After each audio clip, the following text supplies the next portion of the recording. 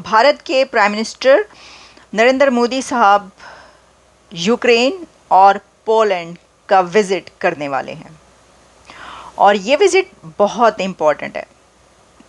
आप ये समझ लें कि नरेंद्र मोदी साहब ने प्रेसिडेंट पुतिन को गले लगाने के बाद, उनको हक करने के बाद, अब वो ज़ेलेंस्की से मिलेंगे। तो आपको याद होगा कि मोदी साहब का जो दौरा था मॉस्को का, वो बहुत टॉक ऑफ द टाउन रहा। यानी टॉक ऑफ द टाउन जब हम कहते हैं तो आप समझ लें इसका मतलब ये होता है कि मोदी साहब का कोई भी दौरा सिर्फ टॉक ऑफ द टाउन नहीं होता, टॉक ऑफ द वर्ल्ड होता है। पूरी दुनिया से उस विज़िट पर बात की गई और बहुत उनका सक्सेसफुल विज़िट था वो। उसके अंदर उन्होंने प्रेसिडेंट पुतिन के सामने बहुत कुछ, सब कुछ बल्कि खुल के कह दिया था और उन्होंने उनको ये कहा था कि देखिए, जो जंग होती है उसके अंदर जब बच्चे मारे जाते हैं तो वो देखा नहीं जाता, तो इसलिए ये अच्छी बात नहीं है कि जंग की जाए। तो ये एरा नहीं है जंग का, उन पहले भी कह चुके हैं। इतनी बहुत सारी बातें वही लीडर खुल के अपने इतने स्ट्रॉन्ग अलाई को कह सकता है जिसमें इतनी हिम्मत हो, जो इंडिपेंडेंट कंट्री का प्राइम मिनिस्टर हो, जिसकी इकॉनमी फ्लरिश कर रही हो, जो अपने कदमों पे खड़ा हो। ये मैं आपको पहले भी कह चुकी हूँ भाई, ये वही प्राइम मिनिस्टर, वही लीडर कह सकता है जिसको डिप्लोमेसी आती हो। और नरेंद्र मोदी साहब, डॉक्टर जयशंकर और इंडिया के पॉलिटिशियंस को जैसी डिप्लोमेसी आती है करना, जैसी फॉरेन पॉलिसी चलाना आती है, वो आप जानते हैं किसी और को हमने, कम से कम पाकिस्तान में तो हमने कभी किसी को ऐसी फॉरेन पॉलिसी या डिप्लोमेसी करते हुए नहीं देखा। आप देखेंगे कि पोलैंड और इंडिया के बीच काफ़ी डॉक्यूमेंट्स, काफ़ी एग्रीमेंट्स, MOUs साइन किए जाएंगे। ये बताया भी गया है उसमें, ये सारी जो खबरें आ रही हैं उसके अंदर पोलैंड की जो अथॉरिटीज़ हैं उनकी बताया गया। Ukraine's presidential office also announced Modi's trip, it's his first visit during which two leaders will sign multiple cooperation documents and discuss matters of bilateral and multilateral cooperation. Modi's trip to Ukraine comes a month after Zelensky criticized visit of Moscow. तो अब Zelensky क्या करेंगे? और क्या अब president Putin उसको criticise करेंगे? नहीं, मुझे ऐसा नहीं लगता कि पुतिन इसको क्रिटिसाइज़ करेंगे, क्योंकि उनको पहले से पता है कि उन्होंने उधर जाना है और वो इस तरह की नज़र भी नहीं आता उनकी तरफ से कि वो ऐसा कोई काम करेंगे। लेकिन ज़ेलेंस्की की तरफ से हमें कई बार ऐसा नज़र आया है कि वो थोड़े से इनसिक्योर भी हो जाते हैं और हो सकता है कि वो भी होता है ना कि आप कहते हैं कि भाई ये बंदा तो मेरा है, या ये कंट्री के साथ मेरे भी रिलेशंस हैं, तो मेरे जो दुश्मन है उसके पास क्यों गया। लेकिन ये होता रहा। इससे हमें ये भी नज़र आता है कि इंडिया एक ऐसी ताकत है कि दुनिया के बेशुमार ऐसे कंट्रीज़ हैं जो ये चाहते हैं कि इंडिया उनकी तरफ रहे, या भारत का वज़ीर आज़म जो है वो उनकी साइड ले, दूसरे की साइड क्यों ले रहा है, हमारी साइड ले।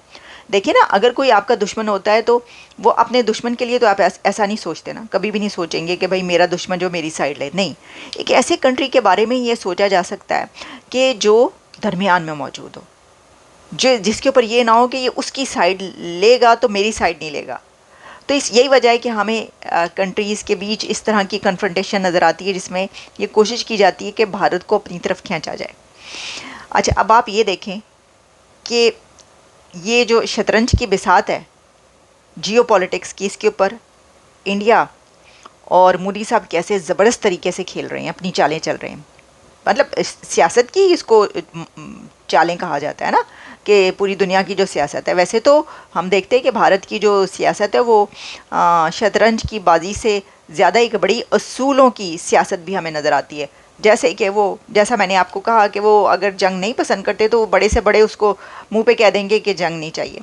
अच्छा, अब इसमें ये बात की जा रही कि क्या जो प्राइम मिनिस्टर नरेंद्र मोदी हैं वो मीडिएशन करवाने के लिए जा रहे हैं। मेडिटेशन तो वो करते ही हैं, लेकिन मीडिएशन की बात हम करें तो देखें, अगर तो मीडिएशन इनडायरेक्ट आप कहें तो मैं समझती हूँ कि जैसे कि वो मॉस्को गए तो वहाँ पे जाके उन्होंने उनको कह दिया कि जंग बंद करें।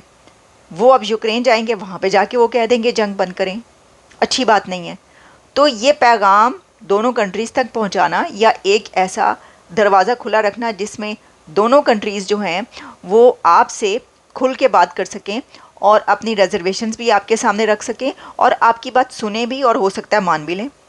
तो इसी को मीडिएशन कहते हैं ना। लेकिन अगर आप ये वो वाली मीडिएशन समझ रहे हैं कि जिसके अंदर मोदी साहब जाएंगे और कहेंगे कि भाई मैं तुम्हें ये कह रहा हूँ कि बस करो और मैं जंग रुकवाना चाहता हूँ, मैं सालिस बनता हूँ बीच में, मैं सालिसी करवाता हूँ या मैं मीडिएटर के तौर पर काम अंजाम देता हूँ और मैं मीडिएशन करवाऊँगा, तो ऐसा नहीं होगा।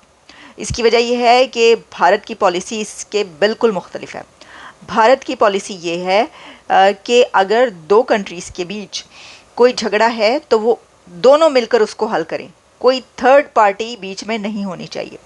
पाकिस्तान और भारत के बीच जो भी डिस्प्यूट्स हैं और झगड़े हैं, चाहे वो पानी इंडस वाटर ट्रीटी हो, चाहे वो जो इंटरनेशनल कोर्ट है उसमें कोई मामला चला जाए, कहीं पे भी कुछ कोई दोनों मुल्कों के बीच होता है, तो इंडिया का स्टैंड ये होता है कि इसमें थर्ड पार्टी को हम कबूल नहीं करेंगे। जस्ट स्टैंड ये है कि दुनिया में अगर दो ताकतें या तीन या जो भी जितने भी हैं फरीक यानी ग्रुप्स भी अगर लड़ रहे हैं तो उनको आपस में ही मसाइल हल करने चाहिए। अगर दो कंट्रीज़ हैं तो उनको खुद ही दोनों को मिलकर मसला हल करना चाहिए।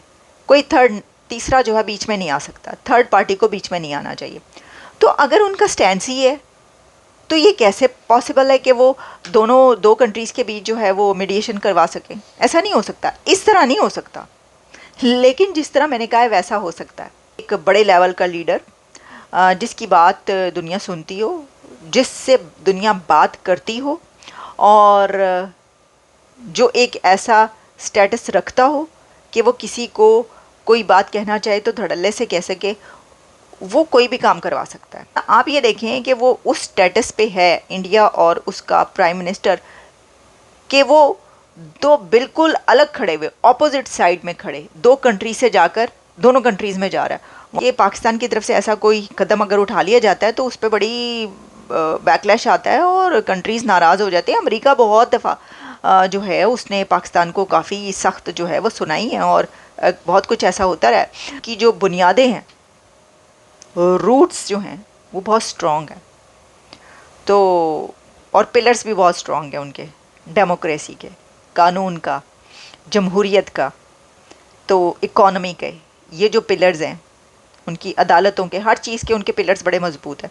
तो उनको उससे भी कोई फ़िक्र नहीं है, इसलिए वो कोई भी बात कर सकते हैं। तो जनाब अब जब ये विज़िट होगा तो हम देखेंगे कि क्या होता है वहाँ पर। क्या मोदी साहब जिस तरह पुतिन से गले मिले थे उसी तरीके से ज़ेलेंस्की को भी हक करेंगे और वैसी ही तस्वीरें वहाँ से भी आ रही होंगी, तो फिर ये वही एक सिंबल होगा, उसी की एक ये डिपिक्शन होगी कि देखो हमारी मर्ज़ी है, हम कहीं पर भी जाके जिस तरीके से हम दोस्ती करना चाहें, हम जिस तरीके से अपना रिलेशन रखना चाहें हम वो रख सकते हैं, जो कि बहुत से दूसरे जैसे कि पाकिस्तान के पॉलिटिशियंस ऐसा नहीं कर सकते, नहीं कर पाते। और इससे एक आखिरी नुक्ता मैं बयान करूँगी, वो ये है लास्ट पॉइंट कि अमेरिका को रशिया का विज़िट पसंद नहीं आया था, उसके ऊपर बात भी हुई थी, तो अब वो यूक्रेन भी जा रहे हैं, तो अब अमेरिका को ये पसंद आएगा विज़िट, क्योंकि यूक्रेन में विज़िट करना तो वो कहेंगे कि हाँ ठीक है, उनकी सपोर्ट में ही है यहाँ पर कि अच्छी बात है कि यूक्रेन का विज़िट हो रहा है। और तो ऐसा ही है मैं वही कह रही हूँ कि देखिए वो हर तरफ खेल रहे हैं, हर